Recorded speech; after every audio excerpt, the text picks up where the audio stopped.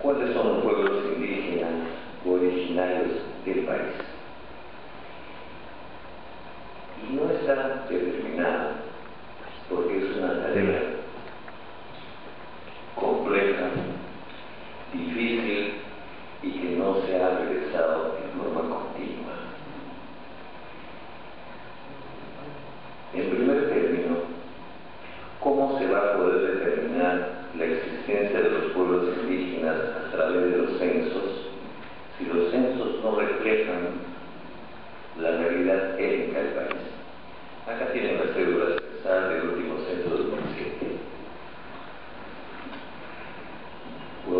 Agradeceré a los organizadores si pueden distribuir luego la dicha censal y se van a dar cuenta que en la pregunta 9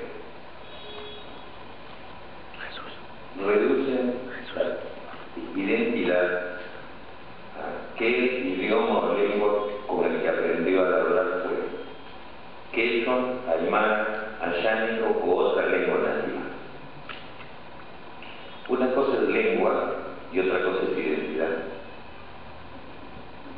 Lengua es el vehículo de comunicación e identidad es cómo ellos se autoidentifican.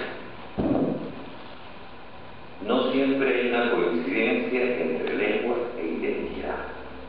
Un ejemplo concreto. En España, la palabra España viene de la palabra latina hispanía. Esa es la identidad. ¿Y cuál es el vehículo lingüístico? No es el español, no existe el español. Lo que existe es el castellano, el vasco, el catalán y el gallego. Lenguas romances todas menos el vasco. Entonces, en el Perú existen 80 identidades étnicas. De esas 80, 60 están en la Amazonía, 19 en el área andina y una en la costa. Eso lo pude determinar luego de 30 años de investigación en este tema. Pero como el censo no refleja esta heterogeneidad, solo podemos llegar a precisiones con las etnias de la Amazonía, donde sí se han realizado dos censos. El primer y el segundo censo de comunidades indígenas de la Amazonía, cuya cédula se aplicó conjuntamente con el Censo General de Población y Vivienda del 2007. Pero no se censó a las comunidades del área andina desde el punto de vista étnico. Entonces, ¿quién resuelve este problema? Por eso es que acaba de denunciar el viceministro de Interculturalidad, porque estaba entre dos pueblos. Por un lado, los pueblos que no se sienten que los reconocen como tales, y por otro lado, los inversionistas que no saben con quién van a hacer la consulta previa. Entonces la base de datos nunca salió, porque para que salga una base de datos tiene que precisar las identidades, las comunidades campesinas o nativas que pertenecen a esas identidades con nombre propio, en qué distrito y en cada provincia. ¿Cómo se reconstruye algo cuando no se tiene fuentes directas? Eso era cuestión, se ha perdido 2 años y consecuencias. Ahora no hay un instrumento técnico para que sirva para la ley de consulta previa. Se ha empantanado la ejecución. Por eso es importantísimo el conocimiento que se debe tener en el Perú sobre pueblos indígenas. Primero voy a hacer un recuento de las familias y las etnias del Perú. En color marrón, mayormente en el área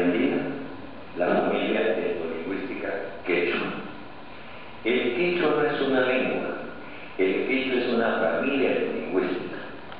¿Qué cosas son familias etnolingüísticas? Familias etnolingüísticas son poblaciones con culturas y lenguas emparentadas entre sí. ¿Qué cosa es parentesco en lingüística? Parentesco en lingüística es la mayor o menor dificultad para comunicarse. Esto quiere decir que los hablantes de la familia quechua no se pueden comunicar con los hablantes de la familia lingüística algo de la aymara. Un aymara con un quechua no se pueden comunicar porque ambos pertenecen a dos familias diferentes.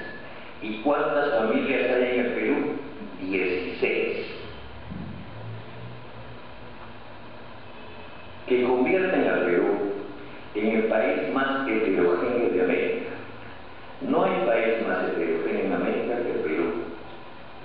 Ni Brasil, ni Estados Unidos, ni Canadá, siendo 9 veces más grande que el Perú, tienen menos familias etnolingüísticas que el Perú.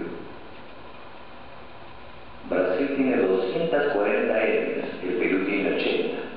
Pero Brasil supera el número de etnias, pero no en familias. Brasil tiene 8, porque sus familias son exclusivamente amazónicas, mientras el Perú tiene familias etnolingüísticas andinas. Y el Perú, el país más heterogéneo de América, no es un país. Visto desde el punto de vista de la etnolingüística, el Perú no es un país. El Perú es un continente. Por eso que el Instituto Lingüístico de Verano ha trabajado hace 50 años, ¿no? Y no ha concluido con su trabajo.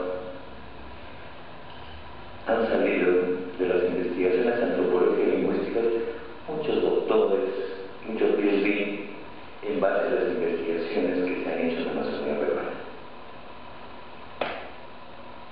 Bien, José María Rivas dijo que el Perú era toda la sangre desde el punto de vista de las poblaciones que vivían al interior del Perú. El Perú, disculpen la pretensión, no quiero enmendarle a mi maestro, pero el Perú es más que todas las sangres. El Perú es el mundo en un país, porque replica 80 de los 100 climas del mundo, porque aquí están los hábitats para todos los pueblos que quieran residir en su territorio. ¿A qué se debe esa heterogeneidad? Precisamente porque el Perú replica estos 80 de los 100 climas.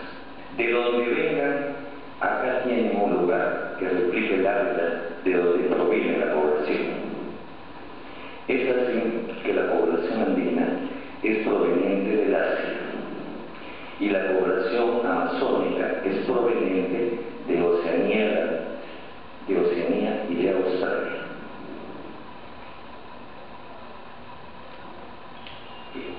Empecemos por los más numerosos, no por ello más importantes. Todos son importantes, porque la cultura es la respuesta humana a resolver los problemas de lo más simple a lo más complejo.